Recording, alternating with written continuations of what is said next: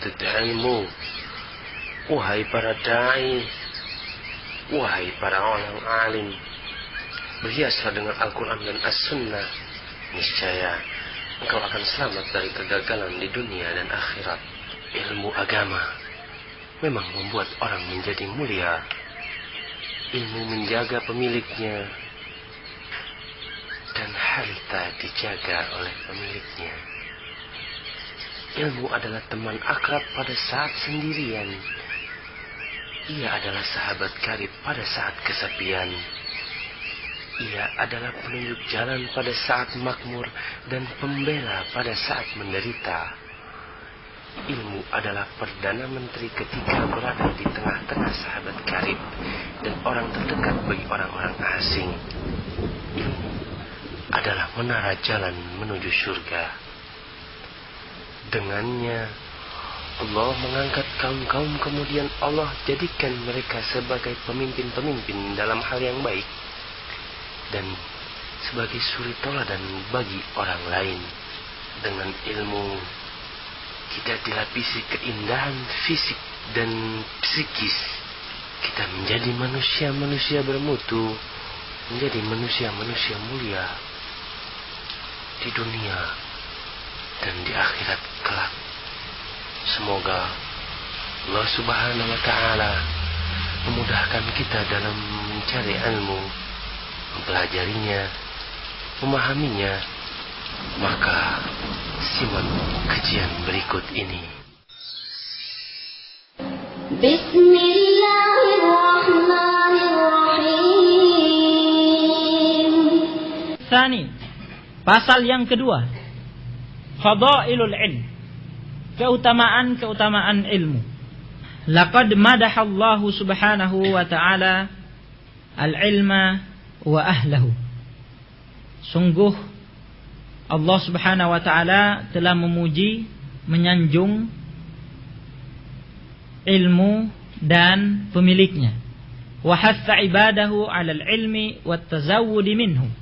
Dan Allah mendorong, ia menganjurkan, menyemangati hamba-hambanya terhadap ilmu itu dan berbekal dari ilmu itu. Wa kadzalika as-sunnatul mutahharah, dan demikian pula sunnah yang disucikan, yaitu sunnah Rasulullah sallallahu alaihi wasallam. Jadi Al-Qur'an dan hadis, ya, keduanya ini memuji ilmu dan pemilik, ya, pemilik ilmu tersebut, ahlul ilm. Fal ilmu min afdalil a'malis shalihati, maka ilmu ini, ya, merupakan termasuk amalan-amalan soleh yang paling utama. Naam. Dari sini kita mengetahui bahwa Syekh memahami, Syekh di sini tidak mengitlakkan bahwa ilmu ini adalah merupakan afdal al-a'mal as-shalihah. Beliau tidak mengatakan fal ilmu afdalul a'malis shalihah. Kalau begitu bahasanya, maka ilmu merupakan amalan soleh yang paling utama, paling atas. Tapi Syekh tidak mengatakan seperti itu, tapi menggunakan min. Nah, yaitu termasuk dari amalan-amalan soleh yang paling afdal. Artinya di sana ada beberapa amalan-amalan soleh yang sederetan dengan ilmu ini. Karena memang khilaf masyhur di kalangan ahlul ilm, mana yang paling afdal, jihad atau menuntut ilmu. Nah, dan sering kita mendengar Syekh Muqbil rahimahullah dalam majelis-majelisnya mengatakan, al-ilmu la, talabul ilm la yu'adilu syai'. Menuntut ilmu itu tidak ada sesuatu yang bisa menandinginya. Nah, apalagi pada zaman sekarang ini, pada zaman yang semakin rusak seperti ini, seorang muslim, ya, bihajatin masatin, dalam kebutuhan yang teramat sangat terhadap ilmu. Akan tetapi kata Syekh, lakin idza jaa waktul jihad fal jihad la yu'adilu syai'. Tapi kalau datang waktu untuk berjihad, maka jihad tidak ada yang bisa menandinginya. Nah, begitu. Hukumnya sama-sama, tentunya bicaranya di sini sama-sama yang fardu ain. Naam.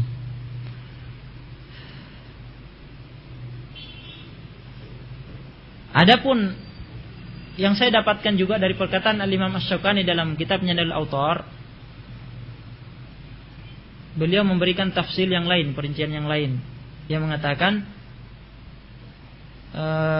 tergantung keadaan orang. Karena dalam banyak hadis kita mendapatkan Rasulullah SAW terkadang mengatakan bahwa kepada seseorang dari para sahabat yang diajak bicara oleh Rasulullah SAW bahwa sedekah itu amalan yang paling afdol, yang paling utama. Jihad itu amalan yang paling utama. Salat itu amalan yang paling utama. Kok semuanya paling utama? Bagaimana ini? Nah, diterangkan oleh Syaukani bahwa Rasulullah SAW memberikan ungkapan itu tergantung orang yang diajak bicara.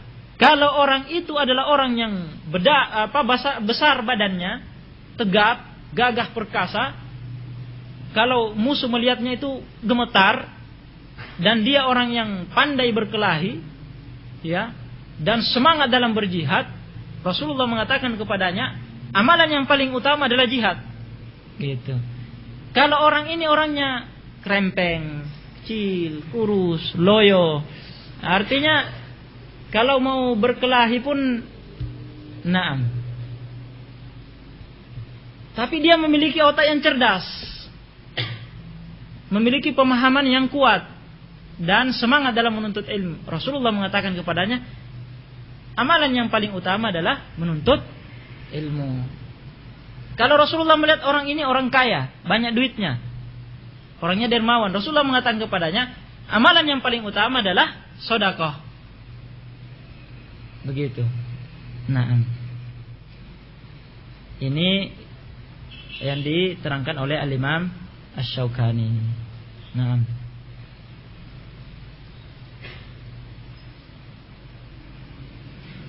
kita lanjutkan.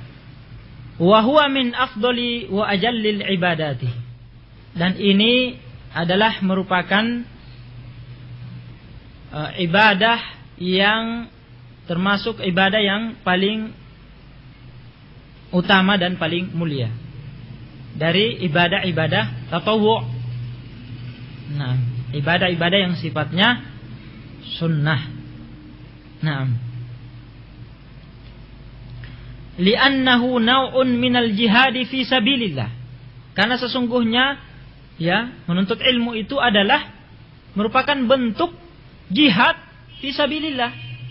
Fa inna dinallahi azza wa jalla innama qama bi amrayn. Naam. Karena sesungguhnya agama Allah azza wa jalla hanyalah dapat berdiri tegak dengan dua perkara. Tanpa keduanya ini agama Allah akan runtuh. Ahaduhuma, yang pertama, al-ilmu wal burhan. Ilmu dan hujjah, burhan. Nah, bukti-bukti kebenaran, penjelasan yang menunjukkan kebenaran. Ini yang pertama. Wasani, yang kedua, al-qitalu was-sinan. Nah, peperangan dan kekuatan. Nah, fala budda min hadainil amrayn. Maka la budda, mesti, harus, tidak boleh tidak dari dua perkara ini. Agama Allah tidak akan tegak kokoh kecuali jika kedua perkara ini berkumpul. Ilmu dan peperangan. Naam. Ilmu ini jalurnya adalah thalabul ilm. Kemudian peperangan ini jalurnya adalah jihad fi sabilillah. Fadhal. Naam. Dan bahkan menuntut ilmu ini sendiri adalah merupakan suatu bentuk jihad fi sabilillah. Naam. Wala yumkinu ayyakuma dinullahi wa yadhharu illa bima jami'a. Dan tidak mungkin agama Allah akan tegak kokoh, ya, dan berjaya, yadhhar, berjaya di muka bumi ini kecuali dengan keduanya secara keseluruhan. Naam.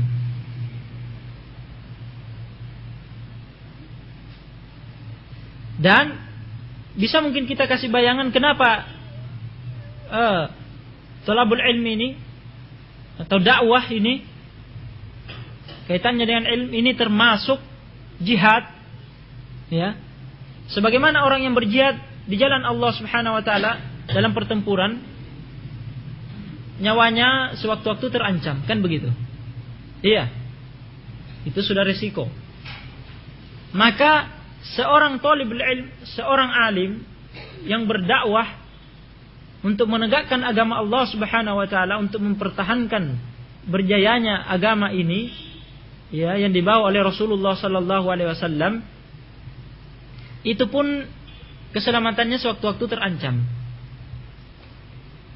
Setelah terjadinya perpecahan umat yang ditakdirkan oleh Allah Subhanahu wa taala secara kauni qadari, meskipun Allah membencinya secara syar'i dini, ya, Allah melarangnya dan membencinya, tapi ditakdirkan untuk terjadi, maka kita jangan ikut-ikutan masuk dalam perpecahan itu, karena secara syar'i, secara agama Allah membencinya dan melarangnya, mengharamkan. Nah, maka ketika seorang thalibul ilm, seorang alim beramar ma'ruf nahi mungkar, ya, di mana kesesatan-kesesatan tersebut dengan pecahan-pecahan agama itu adalah merupakan suatu kemungkaran, maka tugasnya seorang thalibul ilm, seorang alim, untuk menerangkan kepada umat tentang kebatilan itu dan menunjukkan yang ma'ruf. Maka tentunya dengan demikian dia berhadapan dengan orang-orang itu yang memperjuangkan juga kebatilan itu, dan mereka tidak segan-segan untuk menumpahkan darah. Bahkan ahlul bid'ah adalah orang yang paling mudah untuk menumpahkan darah, paling mudah untuk mengkafirkan orang lain, paling mudah juga untuk membunuh.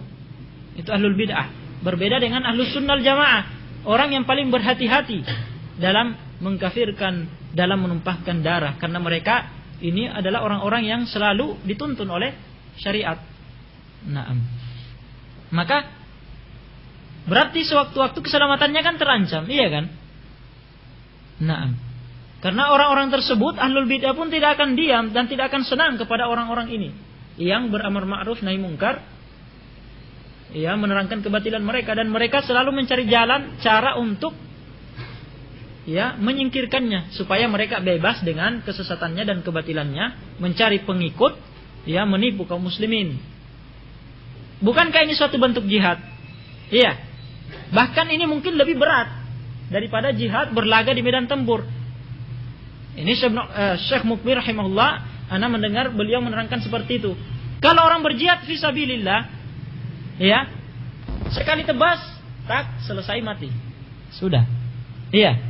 Tapi seorang thalibul ilm, dia tiap hari harus murojaah.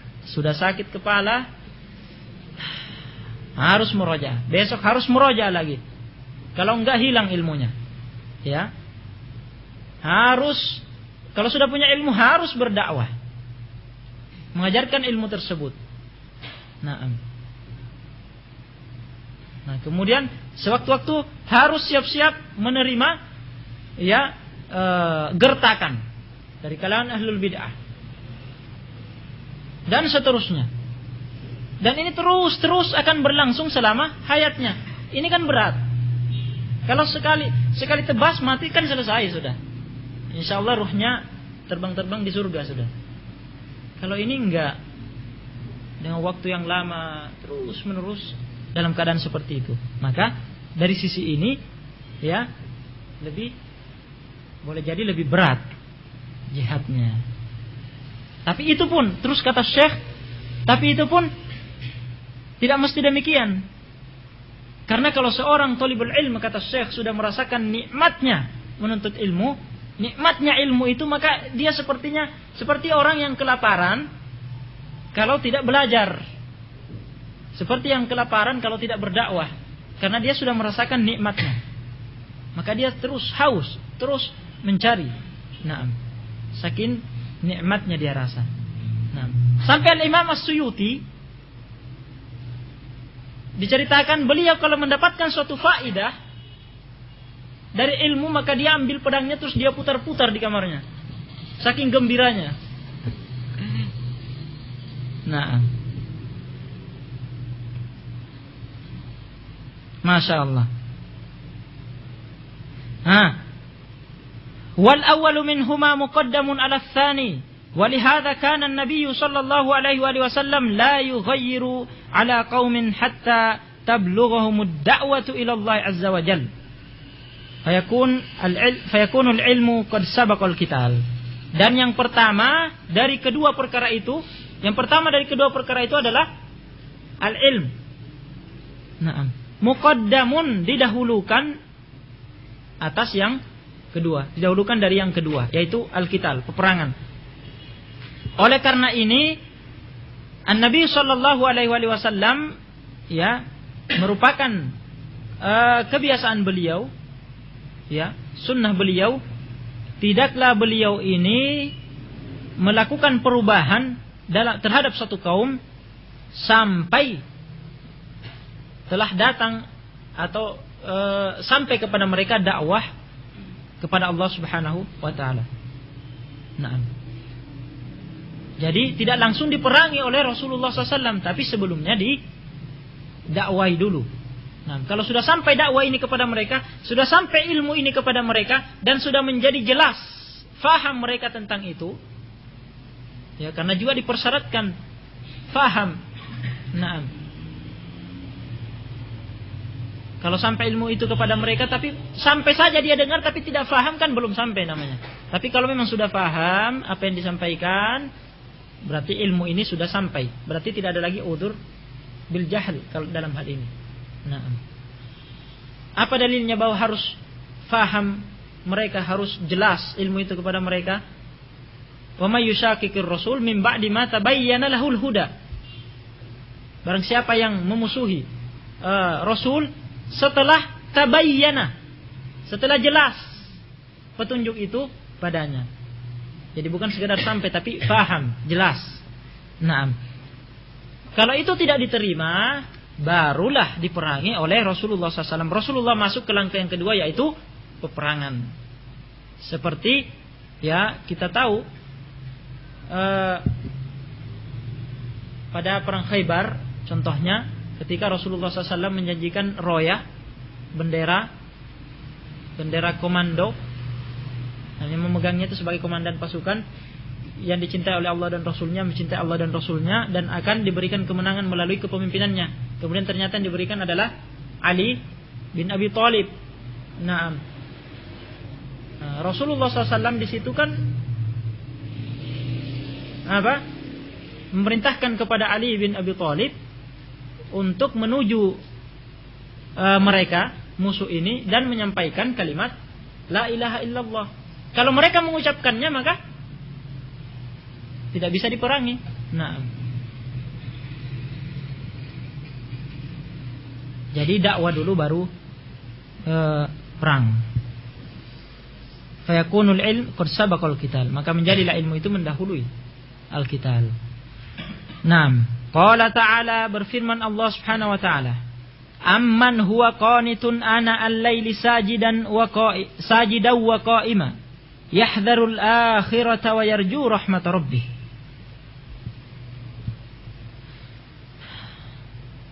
Apakah seseorang yang senantiasa qanit, ya, yaitu melakukan ketaatan sepanjang malam, sajida wa qa'ima, dia sujud dan berdiri beribadah kepada Allah Subhanahu wa taala, dalam keadaan dia melakukan itu karena dia akhirat Allah Subhanahu wa taala, takut adab Allah di akhirat, dan dia mengharapkan rahmat Allah Subhanahu wa taala, yarju rahmat rabbi, dia mengharapkan rahmat Tuhannya, yaitu surga Allah Subhanahu wa taala. Nah, ayatnya sampai di sini. Terputus sampai di sini. Kemudian nanti akan diterangkan oleh Syekh bagaimana maksud ayat ini.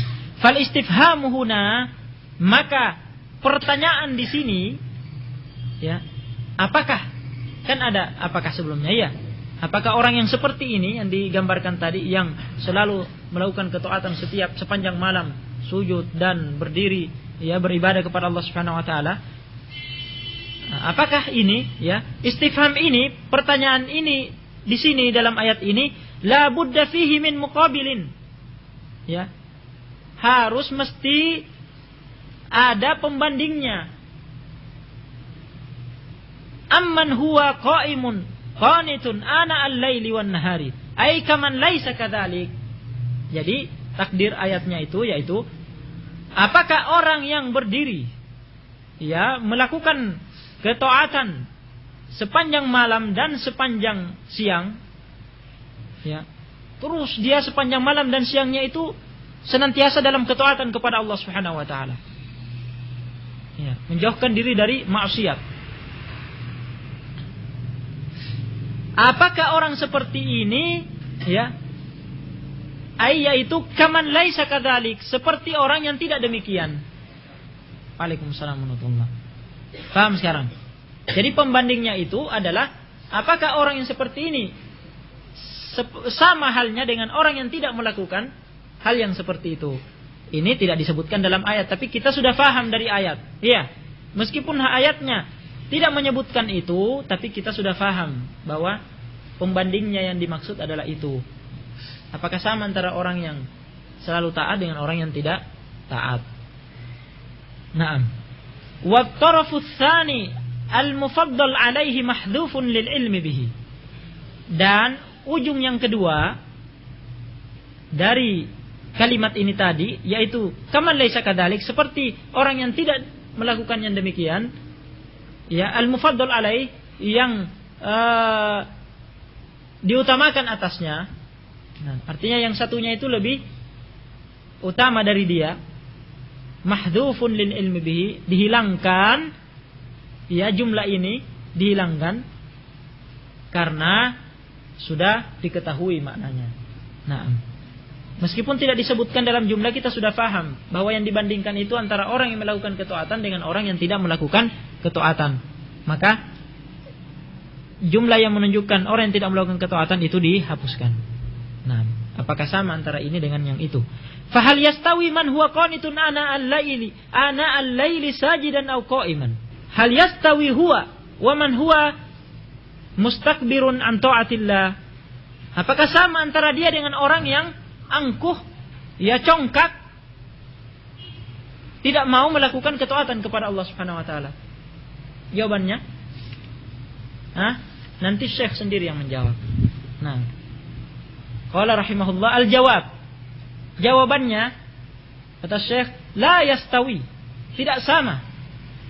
Fahadzal ladzi huwa qanitun, maka orang ini yang dia itu senantiasa dalam ketaatan. Nah, qanitun di sini ya kunut. Maknanya di sini dawamu ta'ah, seperti yang diterangkan oleh Ibnu Qayyim rahimahullah. Yarju thawaballahi wa yahdharul akhirata. Dia mengharapkan pahala Allah dan ya khawatir terhadap akhiratnya, yaitu azab Allah di akhirat. Hal fi'luhu dzalika ala ilmin aw an jahlin. Apakah fi'ilnya, perbuatan dia, amalan dia melakukan ketaatan itu dia lakukan dengan ilmu, berdasarkan ilmu, atau karena kejahilan? Artinya melakukan ya demikian saja begitu dilakukannya, bukan karena ilmu tapi karena kebiasaan, mungkin ya kebiasaan yang turun temurun, selalu dia melihat orang berbuat seperti itu, dia melakukan juga, tapi dia sebenarnya tidak mengilmui. Nah, dari karena kejahilan saja. Al-jawabu, maka jawabannya an ilmin, tentu dia melakukannya karena ilmu. Walidzalika qala, oleh karena itulah Allah berfirman, hal yastawi alladhi ya'lamuna wal ladzina la ya'lamun innama yatadzakkaru ulul albab. Ayat ini sambungan dari ayat tadi, dari surah Az-Zumar ayat ke-9. Surah Az-Zumar ayat 9. Nah, satu ayat dengan ayat yang sebelum yang kita baca. Amman huwa qanitun ana al-laili ila akhir ayat. Oleh karena itu kata Syekh, yang menunjukkan bahwa orang yang qanit ini tadi senantiasa dalam ketaatan sepanjang malam dan siangnya, itu dia lakukan berdasarkan ilmu. Dalilnya adalah ya dalam ayat ini sendiri Allah Subhanahu wa taala berfirman, hal yastawi Apakah sama alladzina ya'lamuna, orang-orang yang mengetahui, mengilmui, walladzina la ya'lamun, dan orang-orang yang tidak mengetahui, orang-orang yang tidak mengilmui. Apakah sama antara orang yang berilmu dan orang yang tidak berilmu? Tentu tidak sama kan? Nah, innama yatadzakkaru ulul albab. Sesungguhnya hanyalah mengambil pelajaran dalam hal ini, ya, yaitu orang-orang yang memiliki akal. Nah, memiliki pemikiran.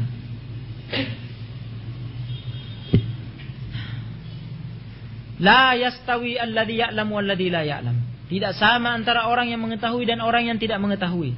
Kama la yastawil hayyu wal mayyit was sami'u wal asam. Sebagaimana tidak sama antara orang yang hidup dan orang yang mati, dan orang yang mendengar dan orang yang tuli. Wal basir wal a'ma. Dan antara orang yang melihat dan orang yang buta. Al ilmu nurun yahtadi bihil insanu. Ilmu itu adalah cahaya, nur. Naam. Yang mana seseorang itu, ya, menjadikan cahaya itu sebagai petunjuk jalannya. Naam. Wa yakhruju minadh-dhulumati ilan nur.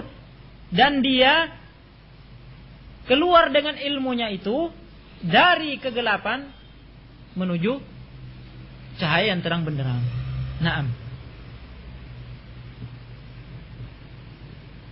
Ilmu itu yang sanggup mengeluarkan dia dari kegelapan. Naam.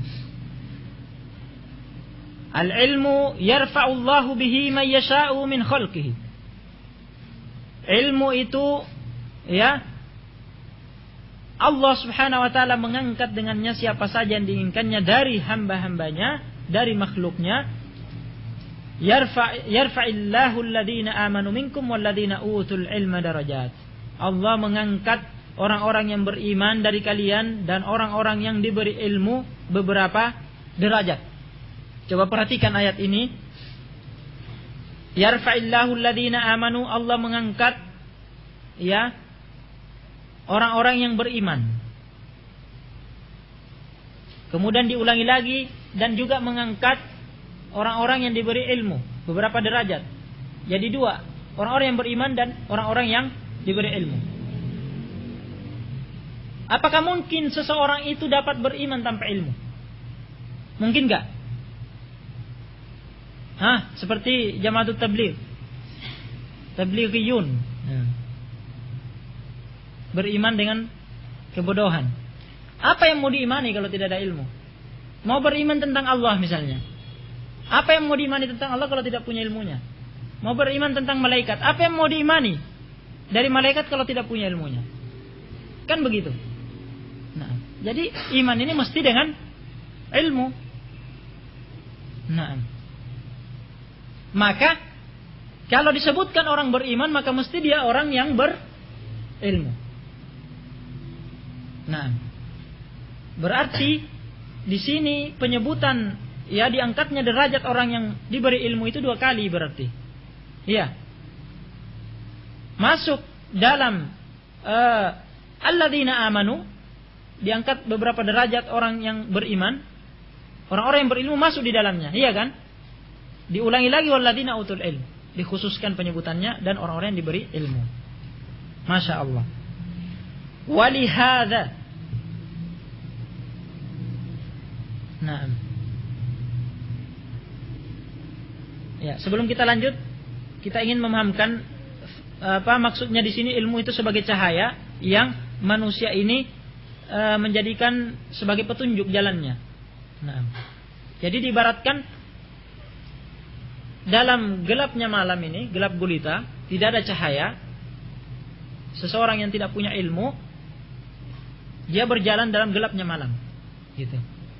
Dengan orang yang punya ilmu, sebagai cahayanya dia berjalan dalam kegelapan tapi bawa senter, nah, bawa lampu.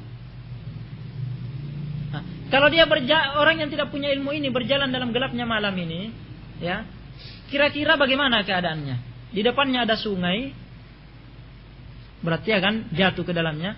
Ada lubang, jatuh.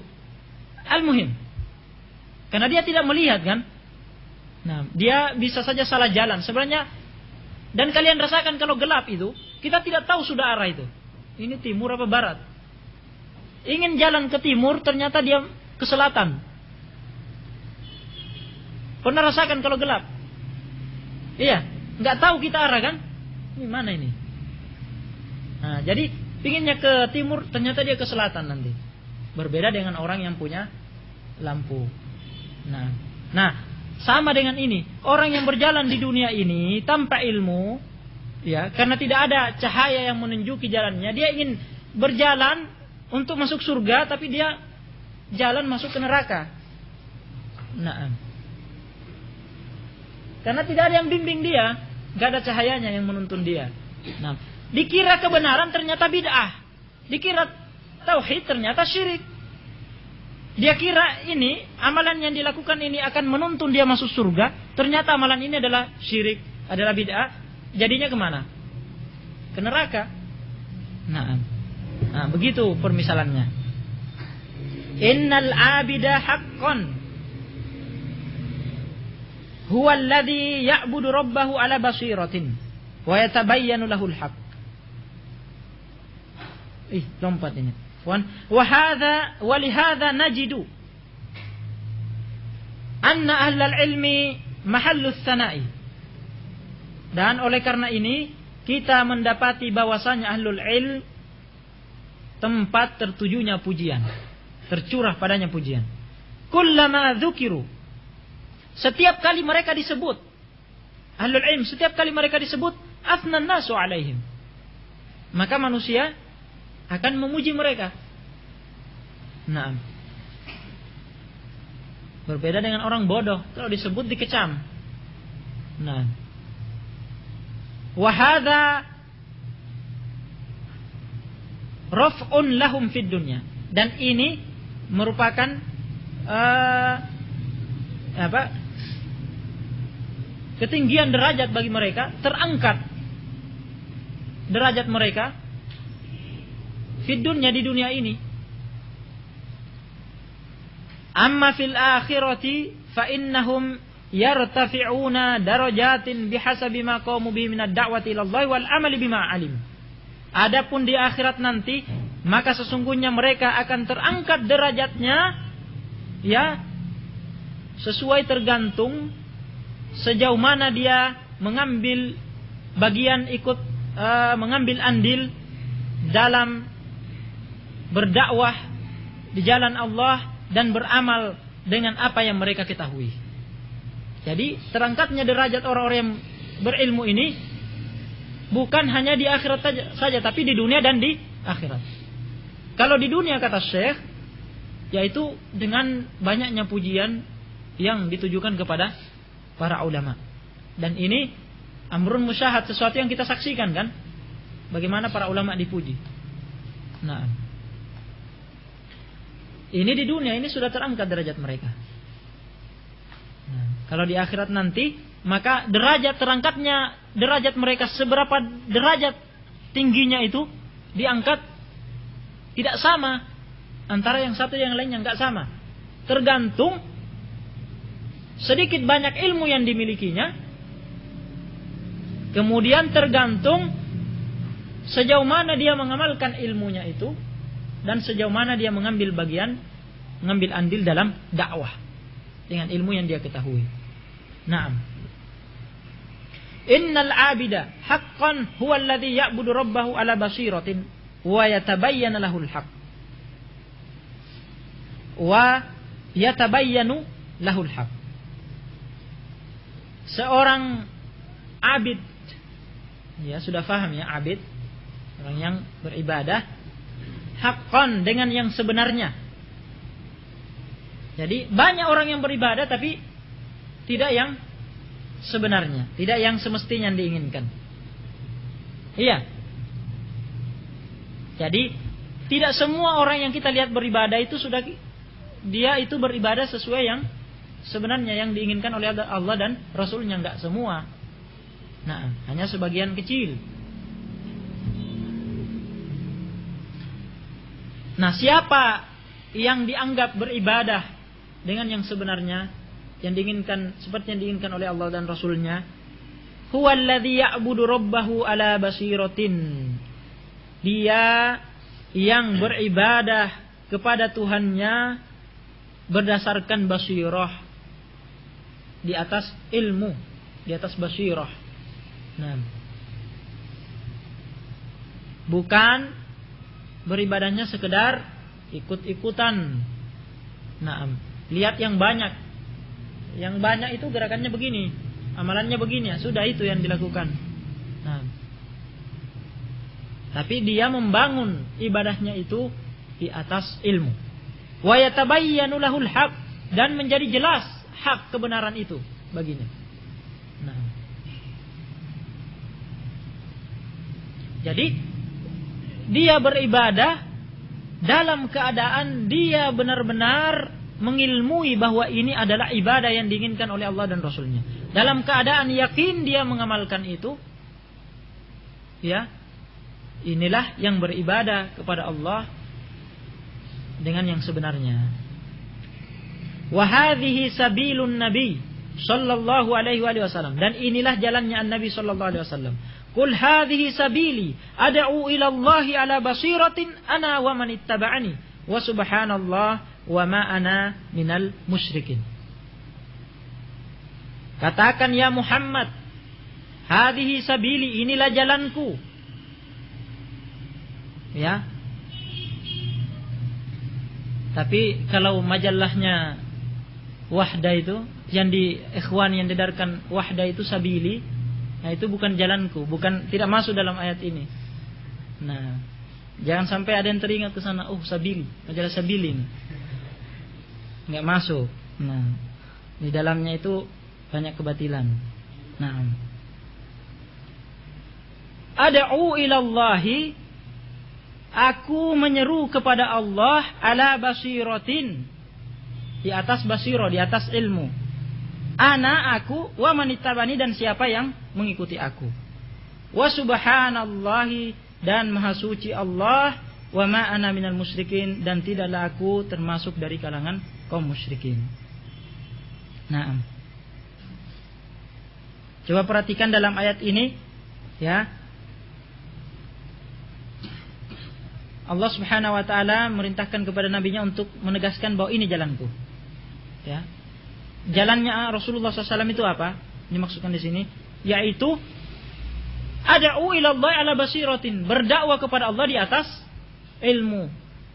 Nah, jadi jalan yang ditempuh oleh tablighiyun, ya, jamaatut tabligh kata mereka, sebenarnya bukan jamaah, karena jamaah itu kan satu saja mestinya, yaitu ahlus sunnah wal jamaah. Nah, yang jelas begitu. Nah, mereka ini berdakwah dan semangat sekali berdakwah. Nah, dari segi semangatnya berdakwah ini suatu kebaikan bagi mereka. Iya, itu tidak bisa dipungkiri tentunya. Suatu kebaikan. Semangat berdakwahnya itu loh. Nah, tapi ketika mereka membangun semangatnya ini dan menjalankan, melampiaskan semangat dakwanya itu dengan kejahilan, nah disinilah dia keluar dari jalur Rasulullah SAW, tidak masuk dalam sabili. Nah, karena Rasulullah SAW dan para sahabatnya berdakwah di atas ilmu. Balighu anni walau ayat, sampaikan dariku meskipun satu ayat. Artinya yang disampaikan itu adalah ilmu. Iya kan? Nah, yang disampaikan bukan mimpi ketemu bidadari. Naam. Iya. Jadi dakwah di atas ilmu, ini jalannya Rasulullah SAW. Maka barang siapa berdakwah tidak di atas ilmu, ya seperti contohnya tablighiyun itu, maka mereka keluar dari jalannya Rasulullah SAW. Wajib bagi mereka untuk bertobat kepada Allah dan kembali, ya, mendaftarkan diri di pondok-pondok pesantren untuk belajar bahasa Arab, belajar Al-Quran dan As-Sunnah. Nanti kalau sudah alim silahkan berdakwah. Nah, di atas manhaj Ahlus Sunnah wal Jamaah. Naam. Jadi kita tidak menghalangi orang untuk berdakwah, tapi kita menghalangi orang berdakwah dengan kebodohan, karena akan membodohi kaum muslimin, kan begitu. Naam. Dan di sini wa manittaba'ani. Jadi Rasulullah di sini dikatakan dalam ayat ini bahwa yang termasuk mengikuti jalannya Rasulullah SAW yaitu orang-orang yang mengikuti aku. Wa manittaba'ani, dan orang-orang yang mengikuti aku, ittiba' kepadaku. Kapan kita dikatakan ittiba' dalam hal ini? Ketika kita berdakwah di atas basirah, ala basiratin. Naam. Wa subhanallah, kemudian mensucikan Allah Subhanahu wa taala, kemudian melepaskan diri dari kesyirikan. Naam. Wa ma ana minal musyrikin, dan tidaklah aku ini termasuk dari kaum musyrikin. Fal insanu alladhi yatatahharu wa huwa ya'lamu annahu ala tariqin syar'i. Maka seseorang yang dia membersihkan dirinya, bersuci, ya, dalam keadaan dia mengetahui, mengilmui bahwa dia berada di atas jalan yang syar'i. Hal huwa kalladhi yatatahharu min ajli annahu ra'a abahu aw ummahu yatatahhara. Apakah dia ini seperti orang yang bersuci min ajli, karena, ya, dengan landasan karena dia itu melihat bapak dan ibunya bersuci. Jadi cuma niru bapak dan ibunya saja. Ayyuhuma ablagu fi tahqiqil ibadah. Siapa di antara kedua orang ini dengan keadaannya masing-masing tadi yang paling, ya, mengamalkan ibadah dengan yang sebenarnya? Siapa dia dari keduanya? Rajulun yatatahharu li'annahu alima anna Allah amara bit-taharati. Seorang lelaki yang bersuci karena dia itu mengetahui bahwasanya Allah memerintahkan bersuci. Ya, berarti dia melakukan itu karena melaksanakan perintah Allah, karena dia mengetahui bahwa itu perintah Allah. Satu. Wa annaha hiya taharatun Nabi sallallahu alaihi wasallam. Dan bahwasanya bersuci yang dia lakukan ini adalah cara bersucinya, taharahnya Nabi sallallahu alaihi wasallam. Yang pertama tadi, isyarah kepada ikhlas, dia melakukan karena perintah Allah, menunaikan perintah Allah Subhanahu wa taala, ikhlas karena mengharap pahala dari Allah. Yang kedua, isyarah kepada ittiba', yaitu bersucinya itu sesuai dengan yang diajarkan oleh Rasulullah sallallahu alaihi wasallam. Nah, jadi masuk kedua syarat tersebut. Fayatatahharu imtithalan li amrillahi wa ittiba'an li sunnati rasulih sallallahu alaihi wasallam. Naam. Li sunnati rasulin sallallahu alaihi wasallam, begitu di sini. Nah, tertulis. Maka dia ini bersuci imtithalan, dalam rangka mengamalkan perintah, ya, Allah, dan dalam rangka ittiba' kepada sunnah Rasulullah sallallahu alaihi wasallam. Nah, jadi yang pertama ini melakukan ibadah lengkap dengan persyaratan diterimanya ibadah, yaitu ikhlas dan ittiba' yang dibangun di atas ilmu. Amrajulun akharu yatatahharu li anna hadha huwal mu'tadu indahu. Ataukah seorang atau lelaki yang lainnya yang dia ini bersuci karena, ya, sesungguhnya ini adalah sesuatu yang merupakan kebiasaan padanya. Jadi karena dia sering melihat bapak dan ibunya bersuci, kemudian dia pun ikut-ikutan dan menjadi kebiasaan baginya, ya, padahal dia tidak mengetahui ilmunya apa yang dia lakukan ini. Nah, maka jawabannya apa? Biarkan Syekh yang menjawab, rahimahullah.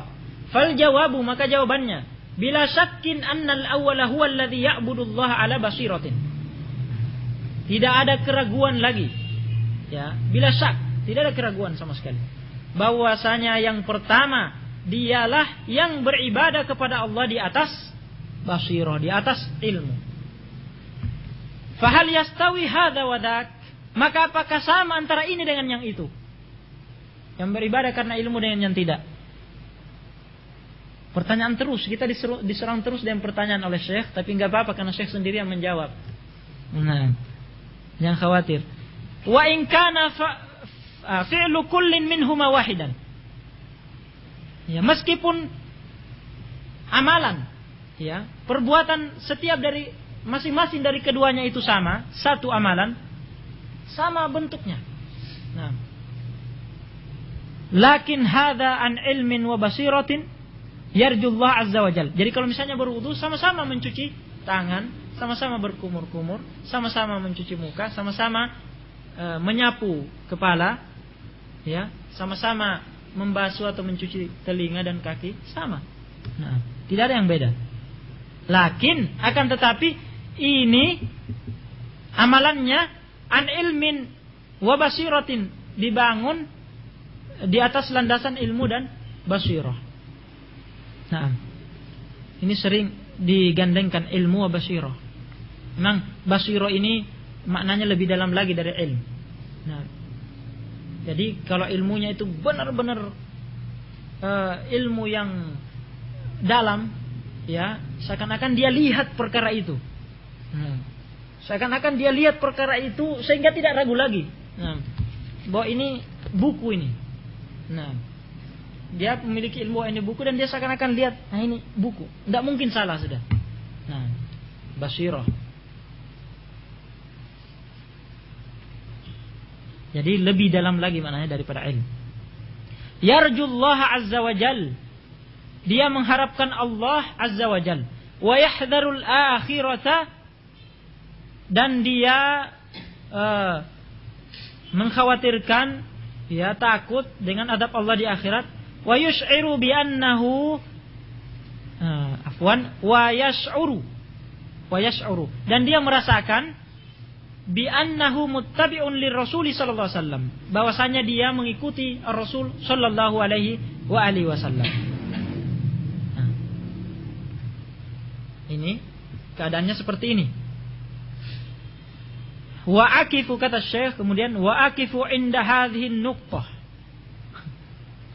wa as'alu, tanya lagi Syekh, hal nastash'iru inda wudu'i, dan aku berhenti pada titik ini, kata Syekh. Aku berhenti pada titik ini. Dan saya ingin bertanya. Nah, ya, pertanyaannya kepada kita semua yang mendengarkan taklim ini, perhatikan bagus-bagus, perhatikan yang baik pertanyaannya untuk mempersiapkan jawabannya masing-masing.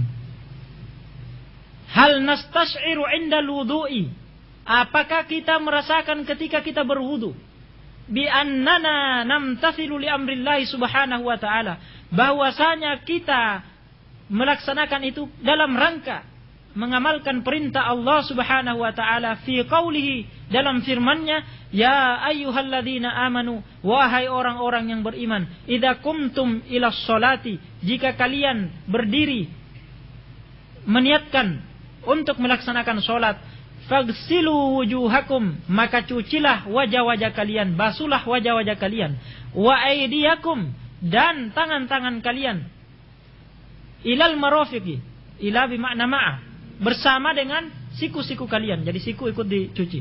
Wamsahu biru'usikum, dan sapulah, bukan dibasuh dan bukan dicuci, tapi disapu.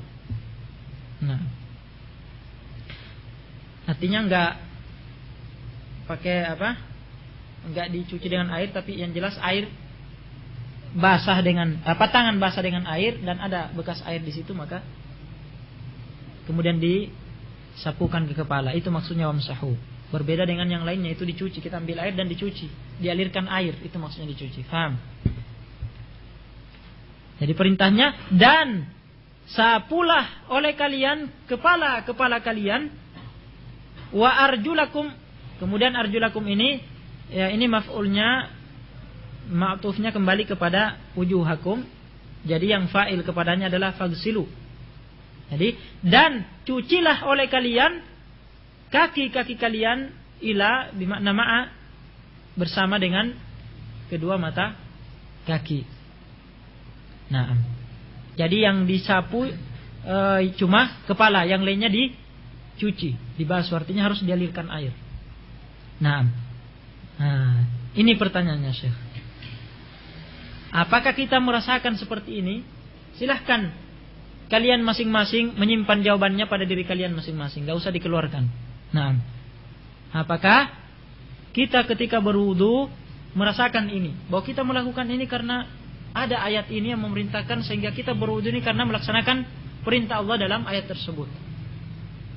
Ataukah kita ketika dengar adzan pergi wudu tanpa merasakan itu, sudah seperti kebiasaan saja? Nah, ini perhatikan, ini nukta yang penting. Makanya Syekh memberikan pertanyaan kepada kita supaya kita maksudnya memperhatikan ini. Begitu. Kalau selama ini kita lalai, segera kita memperbaiki diri kita masing-masing. Halil insanu inda wudu'ihi. Apakah seseorang ketika dia berwudu yastahdiru? Pertanyaan berikutnya. Yastahdiru hadhil ayata wa annahu yatawaddu imtithalan li amrillah. Diulangi lagi.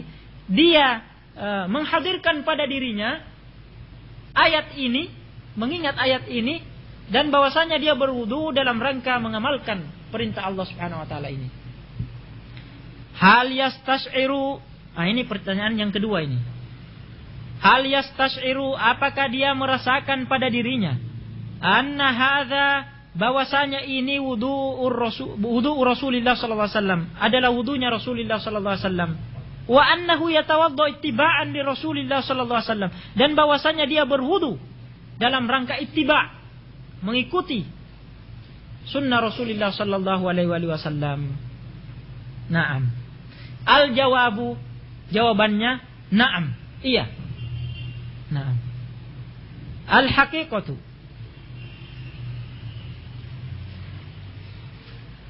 anna minna man yastahdiru dzalika. Pada hakikatnya, ya, bahwasanya di antara kita ada yang menghadirkan itu, ada yang menghadirkan ayat tersebut, ya. Walihada yajibu inda fi'lil ibadati, menghadirkan ayat tersebut dan juga merasakan pada diri kita bahwa kita melakukannya dalam rangka ittiba', dua-duanya. Walihada yajibu inda fi'lil ibadati, dan oleh karena ini wajib, ya, ketika melakukan ibadah, annakuna, wajib bagi kita annakuna mumtathilina li amrillahi biha, untuk kita mengamalkan ibadah itu, ya, dalam rangka mengamalkan perintah Allah Subhanahu wa taala untuk melakukan ibadah tersebut. Hatta yatahaqqaqu lana bidzalikal ikhlasu, sehingga, ya, terwujudkan bagi kita dengan itu al-ikhlas. Iya. Tidak mungkin bisa terwujudkan ikhlas pada diri kita masing-masing dalam beribadah tanpa kita melakukan itu, tanpa kita menghadirkan dalam diri kita ketika kita melakukan suatu ibadah bahwa ini karena perintah Allah dalam ayat ini, yang pertama diterimanya amalan. Wa an nakuna muttabi'ina li Rasulillah sallallahu alaihi wasallam, dan bahwa kita melakukan itu dalam rangka ittiba', ya. Menjadilah kita ini orang-orang yang ittiba' kepada Rasulullah sallallahu alaihi wasallam, sehingga terwujudkan syarat yang kedua dari diterimanya amalan pada diri kita, yaitu ittiba' kepada sunnah Rasulullah sallallahu alaihi wasallam. Nahnu na'lamu anna min syurutil wudu'i an-niyata. Nah, kita mengetahui bahwasanya di antara persyaratan-persyaratan wudu, sahnya wudu itu adalah niat. Nah, salah satu persyaratannya, lakinnan niyata qad yuradu biha, akan tetapi yang namanya niat boleh jadi yang diinginkan dengan niat itu niyatul amali, niat amalan, niat beramal. Wa hadzal ladzi yubhatsu fil fiqh, dan inilah yang dibahas dalam pelajaran fikih, dalam pembahasan ilmu fikih. Wa qad yuradu biha niyatul ma'muli lahu, dan boleh jadi yang diinginkan dengan niat itu adalah niat untuk siapa kita beramal. Kita mengamalkan ibadah ini untuk siapa kita tujukan. Nah, untuk apa? Jadi ada dua. Perhatikan, jadi niat itu, kalau kita berbicara masalah niat, sebenarnya ada dua pembahasan tentang niat. Seperti yang disebutkan oleh Syekh. Niat yang dibicarakan pada pembahasan fikih dan niat yang dibicarakan pada pembahasan akidah. Niat yang dibicarakan pada pembahasan fikih itu terbagi dua,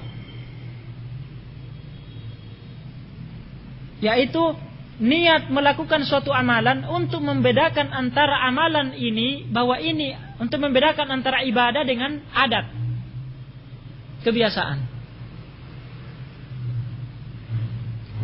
Niat ini akan membedakan bahwa yang kita lakukan ini ibadah atau adat kebiasaan.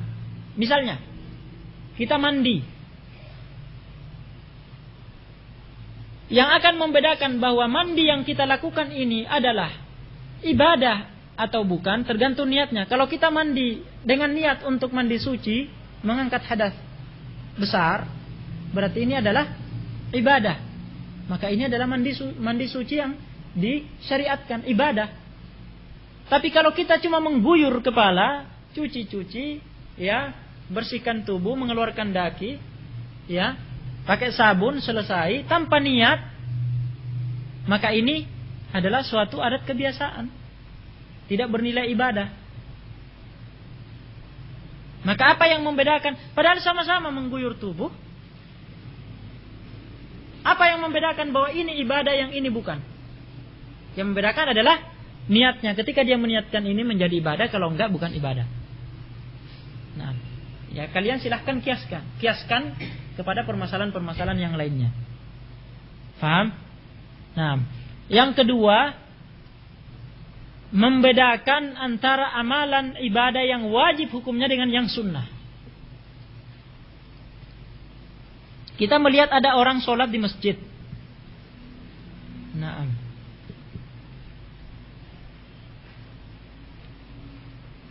sama-sama gerakannya, sama-sama sholat, tapi kita tidak tahu apakah yang dia lakukan ini sunnah apa wajib. Iya kan? Apa yang akan membedakan nanti? Yang membedakan adalah niatnya masing-masing. Kalau dia berniat untuk sholat wajib, maka ini adalah sholat wajib. Kalau berniat untuk sholat sunat, maka yang dia lakukan ini adalah sholat sunat. Nah, jadi seperti misalnya seorang yang ikut berjamaah sholat duhur, maka dia harus meniatkan bahwa saya sholat ini, sholat berjamaah, dalam hatinya tentunya meniatkan sholat wajib duhur.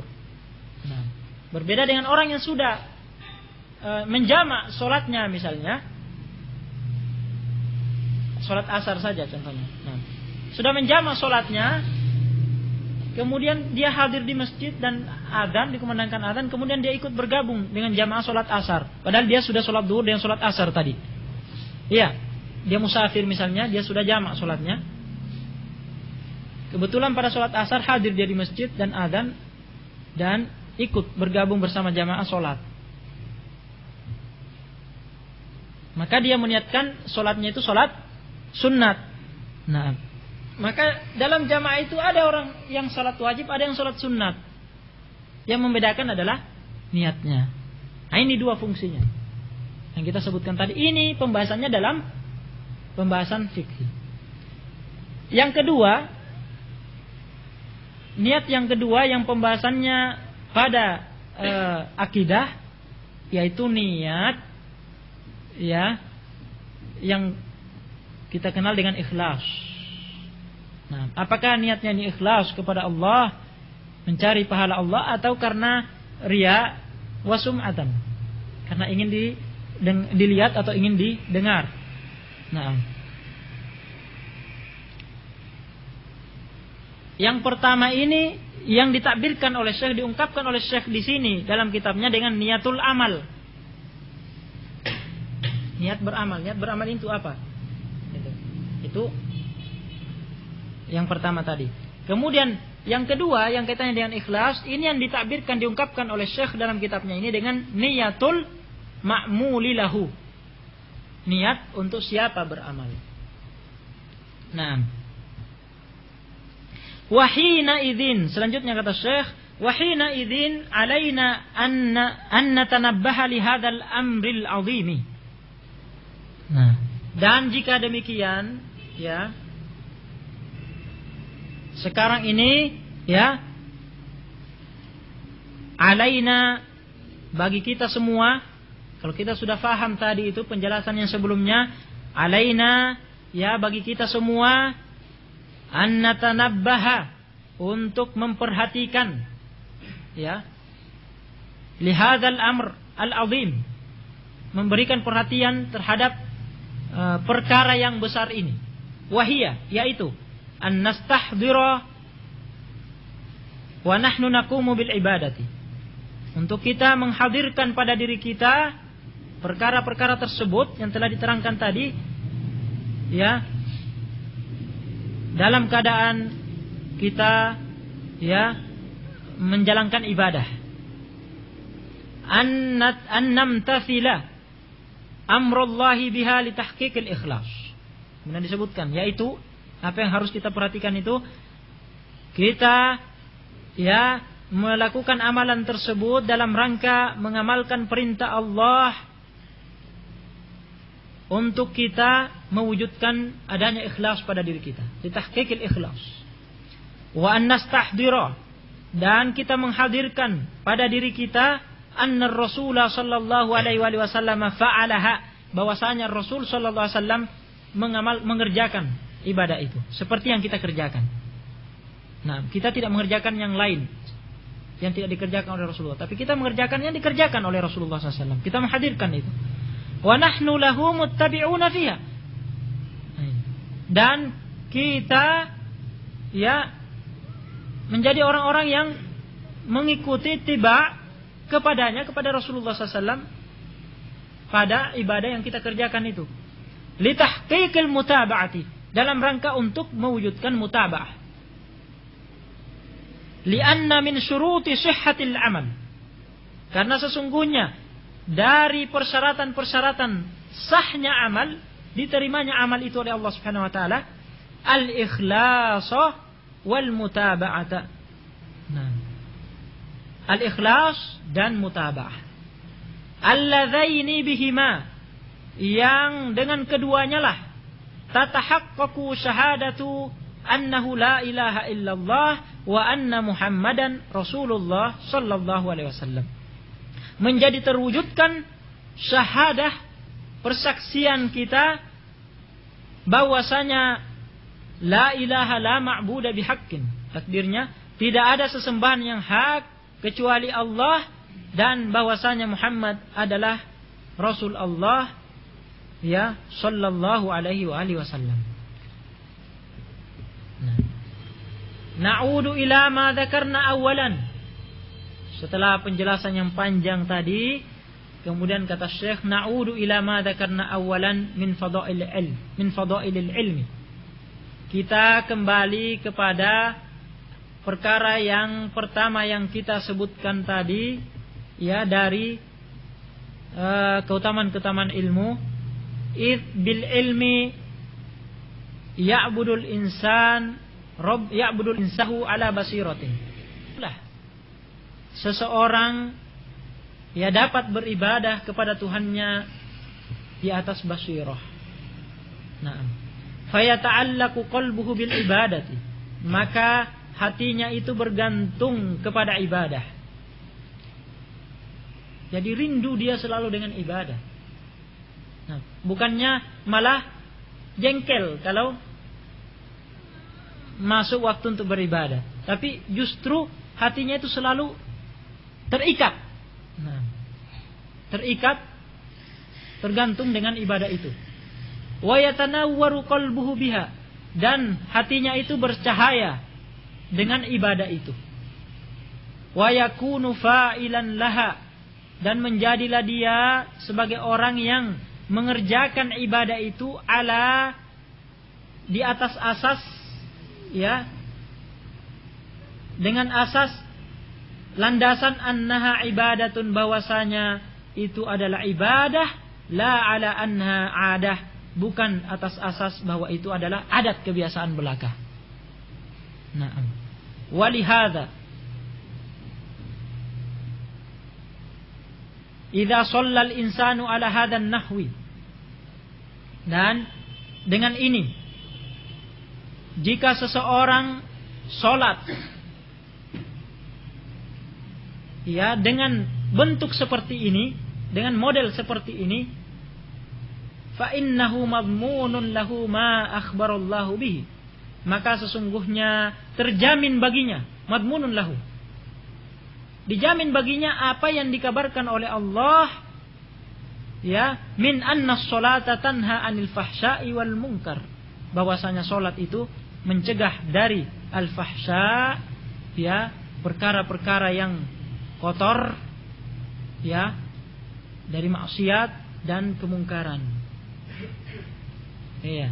Jadi kalau misalnya sampai saat ini kita memperhatikan diri kita masing-masing, kok sepertinya sholat saya ini belum mencegah saya dari fahsya dan kemungkaran. Berarti kita belum beribadah, belum sholat seperti yang digambarkan oleh Syekh tadi. Nah, maka mari kita cepat-cepat untuk memperbaiki diri kita masing-masing. Bagaimana nih? Qala rahimahullah, wa min ahammi fadailil ilmi ma yali, dan di antara keutamaan-keutamaan ilmu yang paling penting adalah sebagai berikut, ma yali. Qadar.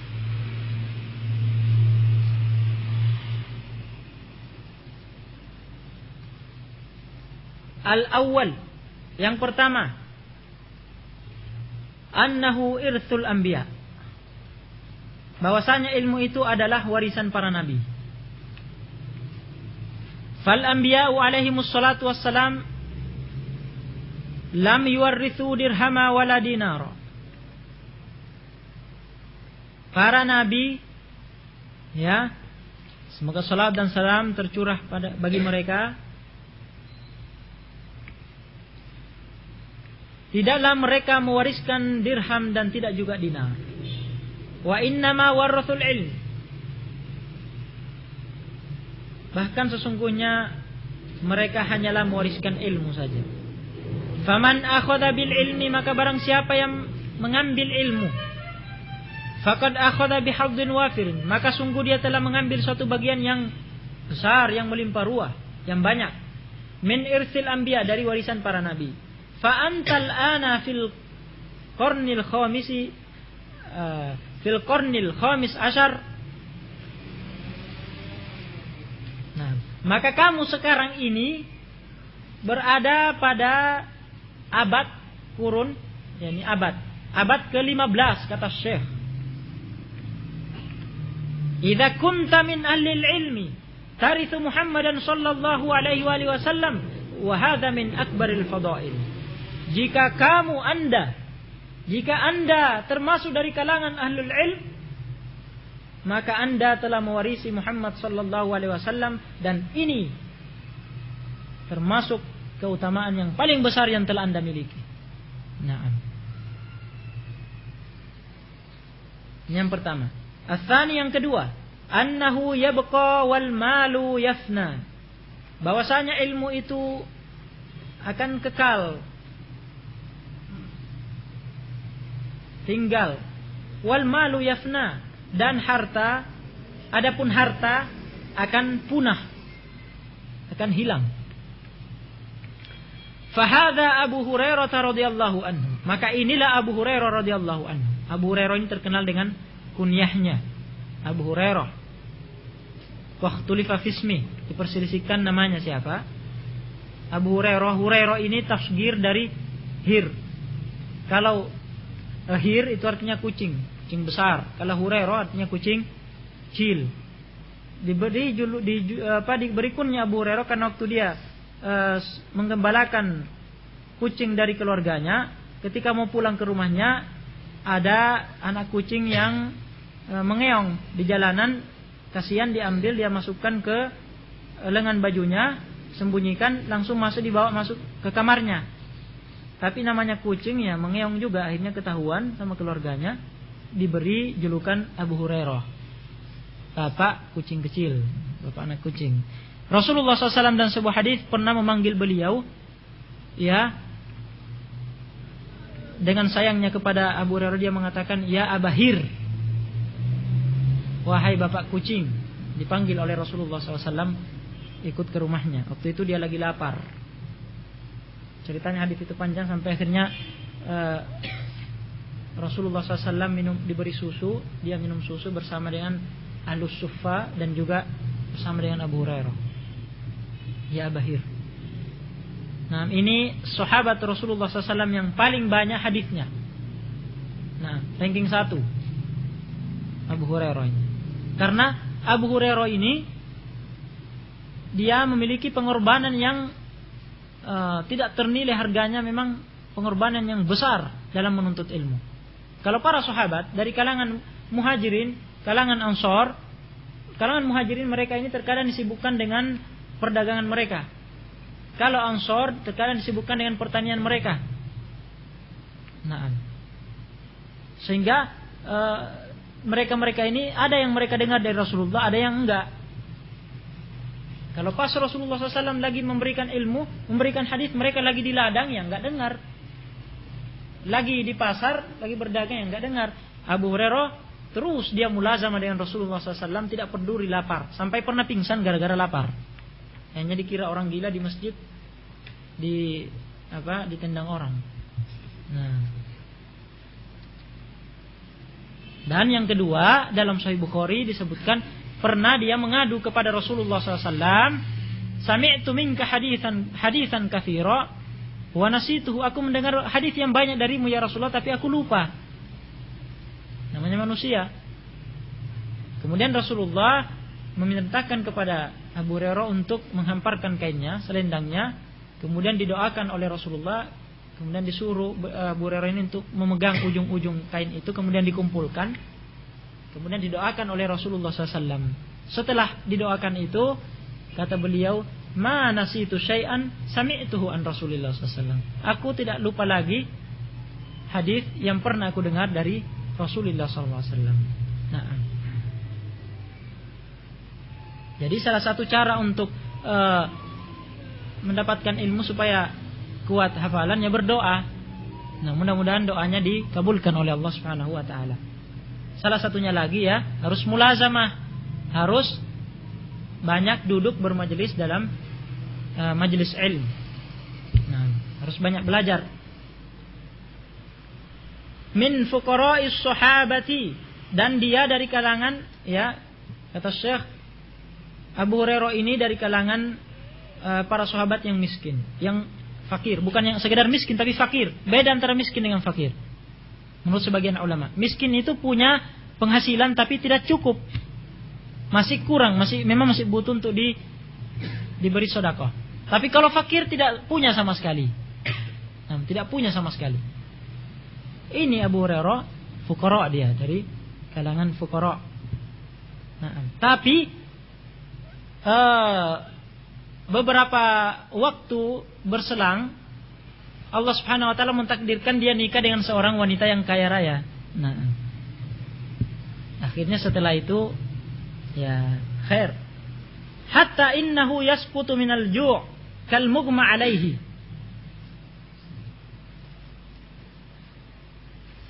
Sehingga karena kefakirannya itu dia terjatuh, ya,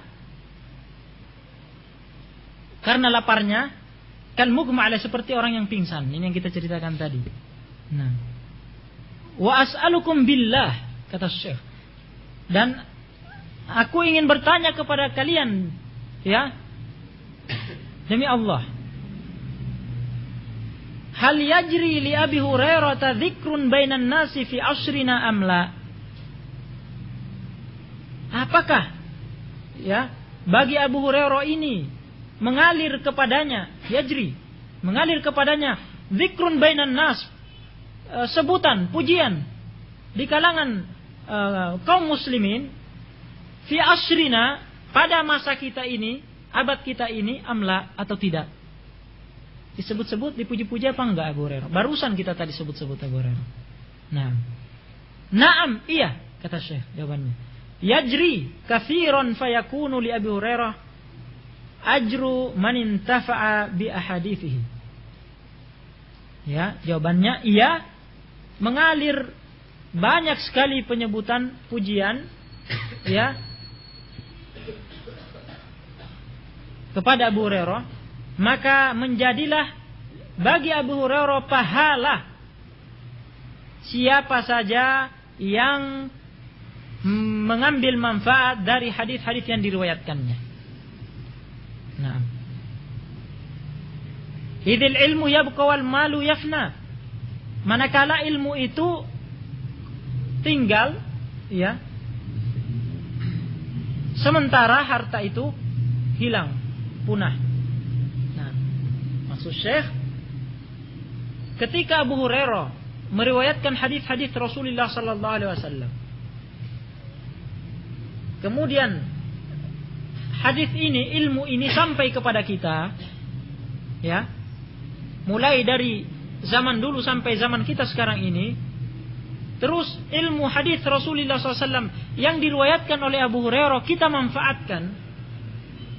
Dengan adanya hadis riwayat Abu Hurairah, kita mengetahui bagaimana kita sholat, kita mengetahui bagaimana kita berwudu, yang dengan itu kita mendapatkan pahala. Maka pahala yang kita dapatkan pun didapatkan oleh Abu Hurairah. Ini maksud Syekh. Fayakunu li Abu Hurairah ajru man intafa'a bi hadithi.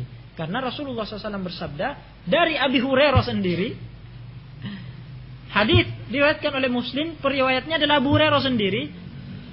Rasulullah bersabda alaihi salatu wassalam, man dalla ala khairin falahu mithlu ajri fa'ilih.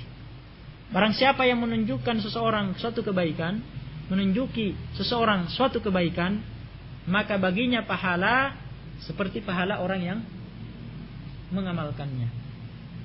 Nah, jadi makin banyak orang yang mengamalkan ilmu tersebut, maka makin banyak pula pahala yang mengalir kepada orang yang menunjukkan ilmu tersebut, kebaikan tersebut.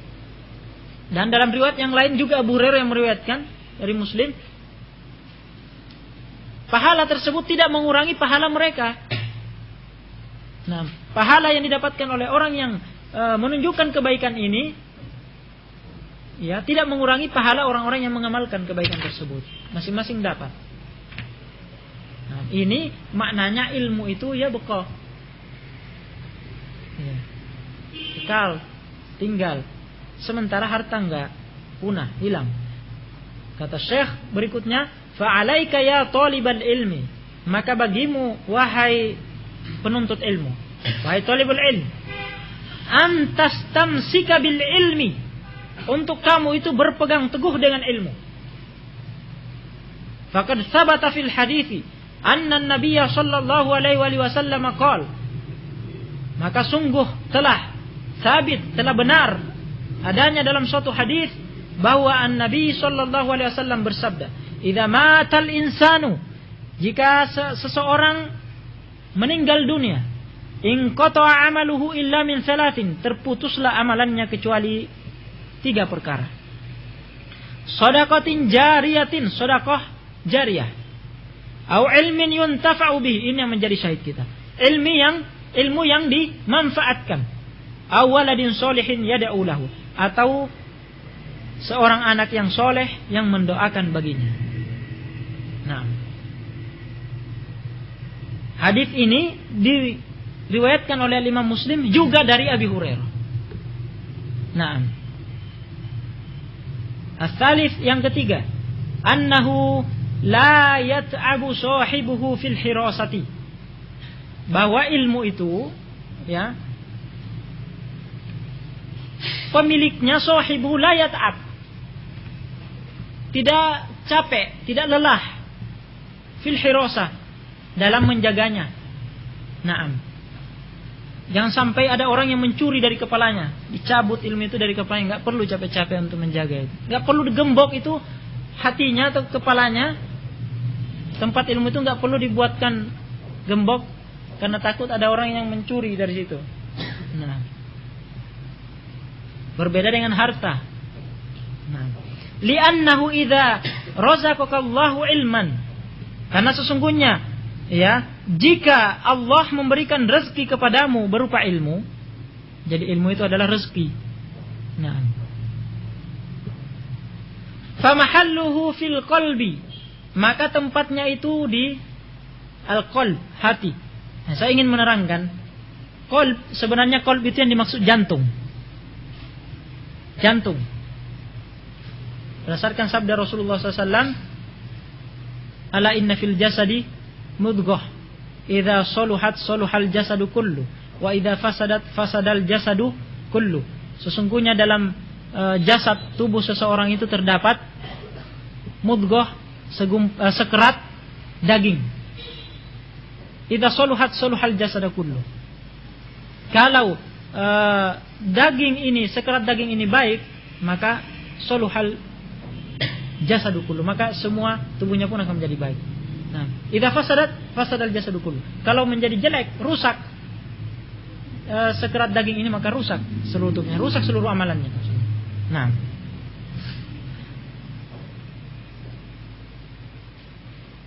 sementara kita mengetahui yang hati, yang namanya hati itu kan darah, iya, gumpalan darah kan. Nah, hadis Ibnu Umar yang rajih mauquf, kata Syekh Al-Albani, tapi lahu hukm raf', memiliki hukum raf'. Uhilla lana maitatan wa daman. Dihalalkan bagi kita dua bangkai dan dua darah. Yaitu kalau maitahnya yaitu al-hut sama al-hut dengan sama. Nah, kemudian yang kalau darah itu al-kabidu wa siapa yang wattihal. Iya. Nah. Al-hut wal jarad kayaknya hadisnya. Ikan dengan bangkai belalang. Kemudian darah itu adalah al-kabid. Al-kabid ini artinya hati. Nah. Jadi hati dalam hadis ini itu adalah segumpal darah. Sementara benda yang dikatakan dalam hadis yang sebelumnya, idza saluhat saluhal jasadu kullu, itu mudghah, sekerat daging. Nah, berarti qalb ini yang dimaksudkan adalah ya jantung. Nah, yang merupakan tempat akal. Tempat akal itu di hati, di jantung. Cuma untuk seterusnya kita akan mengartikan hati. Kenapa? Karena sudah teropini masyarakat ini bahwa itu hati gitu loh bahasanya. Iya kan? Nah, kalau kita katakan di jantung, wah, lain begitu. Maka kita artikan hati, tidak apa-apa. Yang penting tahu bahwa itu sebenarnya jantung. Nah, dan tempat akal itu di qalb. Pendapat yang rajih ada khilaf memang, sebutkan oleh Syekh Al-Imam An-Nawawi dalam Syarah Muslim. Ada yang mengatakan bahwa di otak tempat akal itu, tapi yang rajih di qalb, jantung, hati ini. Dalilnya firman Allah Subhanahu wa taala, "Inna fi dzalika ladzikra liman kana lahu qalb aw alqa sam'a wa huwa syahid." Inna fi dzalika. Ini di surah Qaf, akhir surah Qaf, akhir. Inna fi dzalika ladzikra. Sesungguhnya dalam perkara itu ladzikra, terdapat peringatan liman kana lahu qalb, bagi siapa yang memiliki qalb, memiliki ini jantung, hati ini. Nah, sementara memahami sesuatu kemudian itu bisa menjadi suatu peringatan, itu tentunya dengan akal kan? Iya. Sementara dalam ayat ini Allah mengatakan bagi orang yang memiliki qalb. Berarti tempat akal ini memahami itu di qalb, di jantung atau hati ini. Nah, kita terjaga fil waqti nafsuhu huwa harisun lak. Dan dalam kesempatan yang sama, ya, ilmu itu sendiri harisun lak, dia yang menjaga kamu. Li'annahu yahmika minal khatari bi'idnillahi azza wa jalla. Karena sesungguhnya ilmu itu memelihara kamu, menjaga kamu dari bahaya. Bahayanya maksiat. Nah, ya, bi'idnillahi azza wa jalla, dengan izin Allah azza wa jalla. Fal ilmu yahrisuk. Maka sesungguhnya ilmu itu menjaga kamu. Walakinnal mala, akan tetapi harta, anta tahrisu, kamu yang menjaga dia. Iya. Taj'aluhu fi sonadiqa wara'al aglaki. Kamu menjadikannya, harta itu menyimpannya dalam peti-peti di balik gembok-gembok yang besar. Nah, wa ma'dzalika takunu ghairu mutmainnin alaih. Dan bersamaan dengan itu sudah ditaruh dalam peti, sudah digembok juga, ya, belum tenang. Kamu belum